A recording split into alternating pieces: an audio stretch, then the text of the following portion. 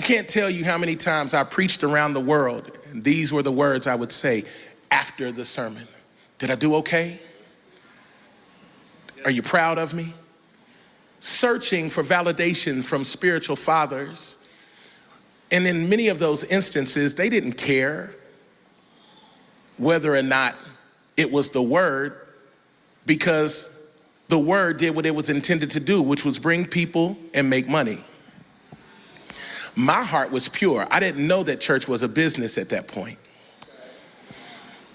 I'm searching for validation, running around the whole world, preaching from the purity of a heart that came from a little Baptist church and a mother that taught me that Jesus is real, and then she lived it in front of me.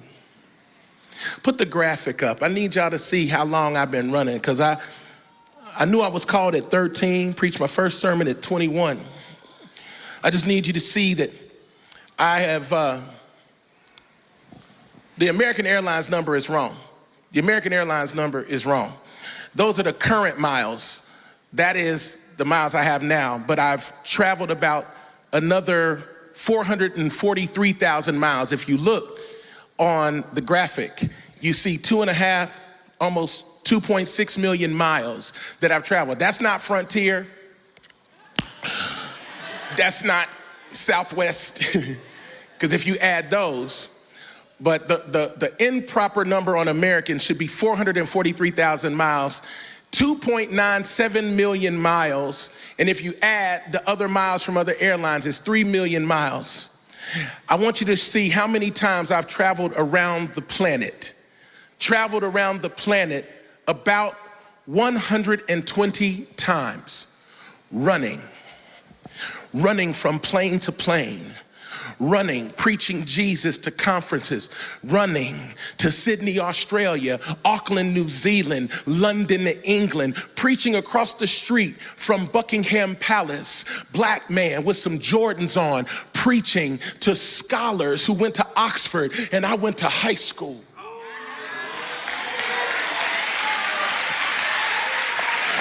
You don't understand who I am. So I'm gonna help you to understand, Greenville, who I am. I didn't just get here. I'm not just glad to be here. God's been using me for 32 years. I've seen miracles. I've been running for God. Ran from Cincinnati, traveled with Kirk Franklin, went all over the world, ran, did tours, did plays, ran to Gainesville, Georgia, served Jensen Franklin as his young adult and youth minister, ran, then went down to Atlanta, served Bishop Eddie L. Long and the New Birth Missionary Baptist Church as the singles pastor and the youth pastor, ran, then ran to Houston, Texas and was the number 2 at Lakewood Church, ran, averaging 10,000 on a Wednesday for 7 years. Never seen it before and haven't seen it since. Ran, and then he called me here to stop running.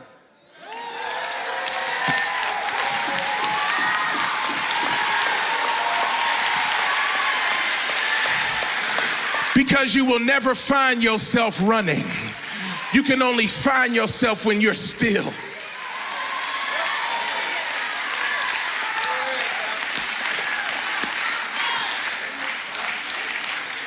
Running 3 million miles. The circumference of the earth is 25,000 miles. 3 million divided by 25,000 is 120. I've traveled around this globe 120 times only to find out that I didn't have to travel at all to get to God, because he was right next to me when I woke up. He was in the living room when I was sitting down. I didn't need to run to London or Africa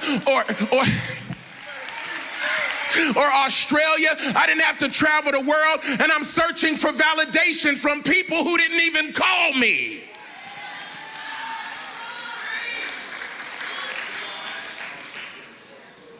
The Lord took me to the highest levels of ministry and then revealed the truth of my condition.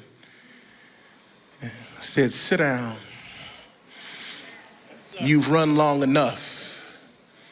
I never asked you to run. I asked you to walk. I'm not the only runner in the room. I'm gonna say it again because you real quiet, but I'm coming down your street. I'm not the only runner in this room.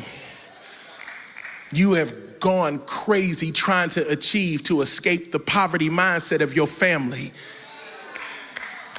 because you're terrified that if you don't keep going, you're gonna end up just like your cousins and your aunties and your uncle and your mama. And they look at you crazy because they don't understand where your drive comes from. But I'm looking at y'all life and saying, God, I can't end up like that. So I got to do something different from these country mindsets and these ghetto hood rat thinking mentalities that keep me minimal. So I gotta run. And God says, I respect your hunger, but I need you to not run anymore. As soon as he leaned over, I was like, Listen to me. That's how easy you can miss a word. I'm not being funny. For the next 25, 30 minutes, listen, I need you to lean in. This is gonna change your life.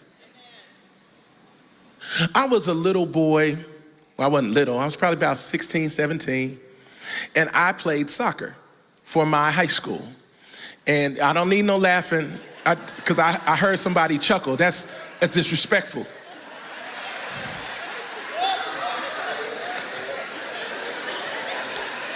You can't tell currently that at a certain point in my life, I was athletic. I had a tiny soccer jersey. It didn't fit then. It was terrible. I was a goalie, because I wasn't running up and down the field. I'm staying right. I'm gonna get it. This is what you got. I'm gonna get it to you right here. If the ball come here or here, I got you. If it's over there, y'all scored. I'm just, congratulate. That was good, man. I was a goalie. And I remember one particular game, one particular match, I looked up in the stands and I was looking for my father, which was really, really dumb, because my father didn't even know I played soccer, didn't live in Cincinnati. We hadn't talked. But something in my adolescent brain, something in my broken hunger for a father, was hoping that if I looked up in the stands, he would be there and wave back. And one of the legacies of those who don't have a father is running around looking for approval. I can't tell you how many times I preached around the world, and these